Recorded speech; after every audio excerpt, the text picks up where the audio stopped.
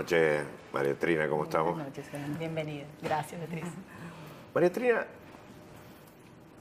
hay preocupación entre la comunidad latinoamericana, entre aquellos que han solicitado el asilo, aquellos que los papeles no han terminado de llegar, hay miedo, hay un poco de ignorancia en el tema.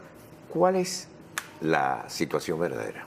Bueno, el problema con el presidente electo, que su campaña se basó en una campaña antiinmigrante y de amenaza, ¿no? Es lógico que las personas estén ahora nerviosas en lo que va a pasar. Yo les digo a las personas que en estos momentos no se adelanten a los acontecimientos, porque primero que la gente ha tomado como una fecha el 20 de enero, hacer cualquier tipo de petición o aplicaciones el 20 de enero, cuando es la toma de posesión, cuando es el traspaso del mando y tal. Entonces, en ese sentido, no deben preocuparse, porque obviamente, si bien el presidente electo tiene mayoría republicana, pues no puede modificar las normas o las leyes a su libre voluntad en ese sentido, ¿no? Se entiende los nervios, obviamente, porque también hay mucha gente que habla y dice que Trump va a deportar a todos los ilegales, que va a hacer el muro, y entonces pues todas esas cuestiones obviamente causan angustia. Ahora, tú tienes tiempo viviendo en este país, tú eres ciudadana americana, tú votaste. En estos 10 años del Partido Demócrata, ¿cuál ha sido el comportamiento con los inmigrantes, digamos, los sin papeles? Pues? Sí, el comportamiento ha sido más silencioso. ¿Por qué? Porque el presidente electo Trump, él dice todo, como lo dijiste muy bien en Twitter, que él todo lo va a poner en Twitter y todo lo va a informar en Twitter. La administración Obama fue una de las que más deportó. Y eso nadie lo reportó. O sea, una de las administraciones demócratas que más deportó ilegales fue la administración Obama. ¿Cuánto estamos hablando más aproximadamente? Anualmente miles deportó. Entonces, criminales o no criminales. Claro que siempre los primeros son los primeros que están en la lista, son los que han cometido delitos. Pero pienso que ahora el presidente ha bajado un poquito el tono, porque él dijo al principio, ustedes saben que iba a deportar 12 millones, ahora ya dijo que era 3 millones, entonces los que han cometido delitos. Lo mismo con el muro, dijo que iba a ser un muro de ladrillo, y entonces ahora dice que va a ser... Sí. Que él ha cambiado, ha bajado obviamente de tono mientras hace su transición, incluso se ha retractado de algunas cosas como la investigación a Hillary Clinton en este tema de los muy cuestionables emails, y también lo del muro, que lo comentábamos en un programa pasado. El muro en cierta manera existe, ya lleva mucho tiempo, y ahora simplemente hay unas vallas. De pronto incluso se ha incrementado la altura de esa frontera, ¿no? Ya muy marcada. Entonces sí se ha bajado de tono, pero todavía sigue el temor de todo modo. Claro, el temor también se justifica, Beatriz, porque por ejemplo él tiene ahora está Sessions, que es el senador de Alabama, que es muy fuerte antiinmigrante. Está Kobach, que parece que es el candidato a Homeland Security, que también tiene un discurso antiinmigrante muy fuerte. Él fue el que creó el registro de los árabes cuando la tragedia de las Torres, ¿no?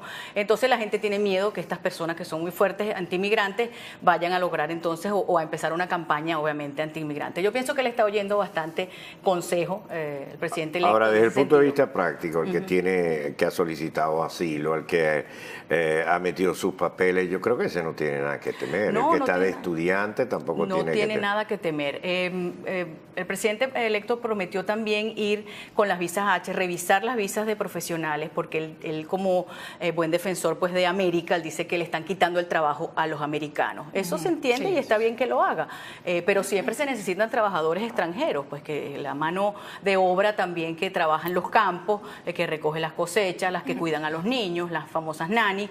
Entonces realmente pienso que él, bajando ese discurso un poco antiinmigrante, pues va a lograr un consenso, pienso yo, ¿no? En su discurso de ayer, o básicamente en el video de 2 minutos y medio, en el que vimos a un Donald Trump reflejando lo que serían esos primeros 100 días de mandato, con un plan de medidas, él no habló básicamente del tema del muro ni tampoco del Obamacare, que son dos temas controversiales que bastante afectan a la comunidad inmigrante, pero sí se ha dado mucho pie a hablar de un tema que es el cómo afectaría de pronto, en este caso América Latina, la negativa de Donald Trump de suscribir el TPP. Es un acuerdo básicamente que busca dar forma al mayor grupo económico de mayor potencia, obviamente es reflejado con América Latina. Entonces muchos de los países latinoamericanos están con mucho temor en ese aspecto. ¿Qué podrías Bueno, analizar allí de eso? esa materia que no Sí, la pero manejo, ese es otro tema. la parte migratoria, sí. Pero bueno, pienso Pero que en los José, primeros 100 días que él está ofreciendo, pues todo ese plan que él tiene, obviamente hay que ver qué se cumple en esos 100 días al respecto, ¿no? Obviamente Latinoamérica está con ojo avisor y esperando qué va a hacer el presidente electo en ese sentido, obviamente, sí. Ahora, volviendo al tema fundamental de migración. Este es una tierra de inmigrantes, no solo latinoamericanos, de China, de todas partes, de Europa al comienzo.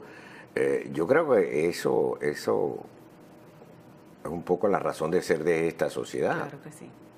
El potluck, como llaman. Exactamente. Y entonces yo creo que cualquier presidente de la República es muy difícil, destacar una campaña contra especiales, personajes, etcétera. No sé, lo veo, sí, es muy difícil, ciudadano, y muy complicado, porque los 12 millones, ¿por qué no lo ha hecho otro presidente anteriormente? ¿Por qué no han logrado deportar los 12 millones? No tienen la infraestructura.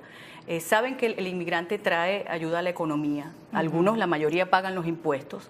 Entonces, y trabajan realmente. Y hacen labores que muchos americanos no hacen. Exactamente. Claro. Entonces, realmente, balanceando que el beneficio, pienso que es mayor para los Estados Unidos de resolver el problema de los que ya están acá. Por supuesto, lo que insistimos, el criminal que viene a un país extranjero, que le abre las puertas, que le abre sus brazos para que venga a cometer delitos, obviamente ese hay que deportarlo. Hay también un tema que tiene que ver con inmigración, que es el caso de aquellos que han en nuestros países robado, se han hecho de ganancias no bien habidas, etcétera. Y luego están aquí, muchos piden, ¿por qué no son deportados? ¿Por qué no?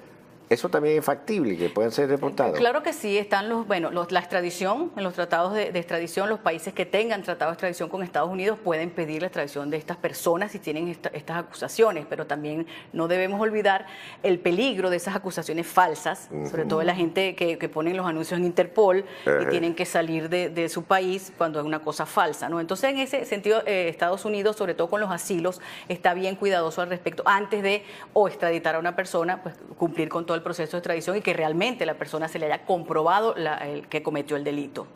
En torno a ciertos aspectos que de pronto han atemorizado a la comunidad latina aquí en el país, y es el racismo o de pronto esas conductas discriminatorias que se han generalizado ya a raíz de la elección de Donald Trump por parte de otras personas que están amenazando a la comunidad no solo latina, toda la comunidad inmigrante. ¿Qué piensas al respecto? Sí, ¿qué puede pasar? Sí, tristemente eso ocurrió en la campaña. Él despertó ese sentimiento anti-inmigrante contra los hispanos, ciertas razas, y entonces realmente eso como que estaba dormido, ¿no? Y eso también logró, pienso, cantidad de votos para él, esa promesa de deportación y de ir en contra. Pienso que es muy peligroso, es muy triste en este país que se haya despertado eso, y esperemos que eso vuelva a su causa, en el sentido que se den cuenta que lo que es este país, de inmigrantes, obviamente, ¿no? Bueno, él mismo ha tenido que calmar los ánimos de sus seguidores y de quienes han propiciado esto. En la comunidad venezolana en particular, ¿qué tiene que temer? Porque hay muchos venezolanos que te preguntan, yo he pedido asilo, pero el asilo se ha tardado mucho. Parece que hay muchas solicitudes y inmigración ha ido bastante lento, ¿no? Sí, el problema, Ciudadanos salió con en febrero de 2014, se inició la avalancha de asilos de los venezolanos. El problema ahora es que se ha tergiversado la razón básica de lo que es el asilo, que es la persecución política. Entonces el venezolano en particular está pidiendo asilo, no solamente el que está perseguido políticamente, que hay muchos, sino también el que no consigue las medicinas, el que ha sido víctima del AMPA, el que no consigue los alimentos o está enfermo y no puede ir al hospital. Entonces, esa persona, si tiene visa, prefiere volar a Estados Unidos, pedir asilo y ver después cómo resuelve. Entonces, sobre todo el estado de la Florida no tiene la capacidad de hacer las entrevistas al momento que normalmente se hacía, que era a los 30 días. Está durando 3 años la primera entrevista.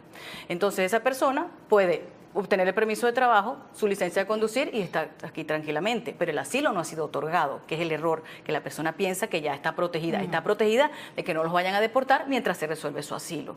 Pero es necesario para trabajar el permiso de trabajo, Claro que ¿no? sí, obviamente lo necesitan, claro que sí. En torno a los planes de DACA y DAPA, que yo creo que es una situación bastante preocupante, son muchas las personas en California, especialmente en Nevada, muchos hijos de migrantes y estudiantes que han salido beneficiados de eso y todavía tienen una esperanza de poder básicamente sacar su vida adelante, la de sus familias y su futuro. ¿Qué piensas que va a pasar con esos programas de DAPA y Bueno, DAPA? ahí sí están en peligro, pienso. DAPA ya murió porque DAPA se cuestionó en una tribunal en Texas y llegó hasta la Corte Suprema, que fue cuando murió el magistrado y quedó 4-4, quedó empatado, y entonces no se hizo el DAPA. Pero DACA todavía... El DACA todavía existe, está vivo y hay mucho temor con los jóvenes, por eso mismo, porque esa sí fue una orden ejecutiva del presidente Obama. ¿En y qué esa sí consiste la DACA? La orden ejecutiva es un decreto. El DACA son los muchachos que llegaron en la infancia, que están asimilados al país, que hablan mejor el inglés que el propio idioma desde su país, estudian y también son un asset, un beneficio para este país. Entonces Obama les permitió obtener el permiso de trabajo y pueden, por supuesto, trabajar, estudiar, y tienen su número de seguro social y su licencia de conducir, que también es bien importante. Entonces, ahí está el detalle. El miedo, ese sí es un miedo fundado, pienso yo, porque eso es una orden ejecutiva que con una pluma el presidente electo la puede eliminar. ¿Y de cuántas personas aproximadamente estamos hablando? De millones de muchachos, Sí, millones de Y muchachos. generalmente son de origen centroamericano, mexicano. De todo, hay de todo. Centroamericanos, mexicanos, y de toda Latinoamérica hay muchachos que están estudiando y se están beneficiando con esto. Me quedan 2 minutos. ¿Cuál sería tu consejo frente a todas estas campañas y frente a todo lo que se ha dicho y frente a las interrogantes que se te han formulado? Bueno, pienso que en este momento, como lo dije anteriormente, relax. En el sentido que no preocuparse por lo que no ha pasado todavía. No es fácil modificar las normas de inmigración. Existe un país, pues este país con su antigüedad. Mucha gente también que van a quitar la ciudadanía cuando la persona nace acá, tendrían que modificar la Constitución. Entonces, disfruten su acción de gracias, disfruten sus Navidades. El 20 de enero es la toma de posesión, todavía no puede tomar ningún tipo de decisión y veremos qué ocurre en los 100 días. Mantenerse informados, porque obviamente con los días también va saliendo nueva información, se va viendo las tendencias de Donald Trump en torno a los diferentes factores que se han planteado. ¿Continuará el sistema de lotería? Sí. Hasta ahora sí, sí. En octubre. Y otra cosa, no contratar a nadie todavía porque no hay ninguna ley y no se deje quitar el dinero por la gente inescrupulosa. Muy importante. Muchísimas gracias, María Trina, por haberte tomado unos minutos para hablar de este tema que le interesa muchísimo a la audiencia.